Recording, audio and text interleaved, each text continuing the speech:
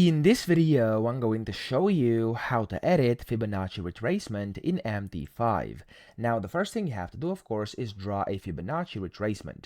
So go to the top of your chart, click on here where it says draw Fibonacci retracement, and when you do so, you can just click and drag it out wherever you want it. So I'm going to click over here, and there we go. I've drawn out a fib retracement. Now, to actually edit it, you have two options. You could right-click anywhere on it like this, and click on Properties Off, and then you'll see a number and Fibo. Okay, so you want to click on that, and then in here, as you can see, you have your properties. So you can go to common, levels, parameters, or visualization. But if for some reason that's not showing for you, you could go and right click anywhere on your chart and then click on object list, click on your Fibo or Fibonacci retracement over here, and click on properties. It's going to open the same thing. Here you have common, levels, parameters, and visualization. So here, of course, you can go and change its name, description. You can change the style as well here if you want to, and then of course different types of lines over here, and of course the thickness as well.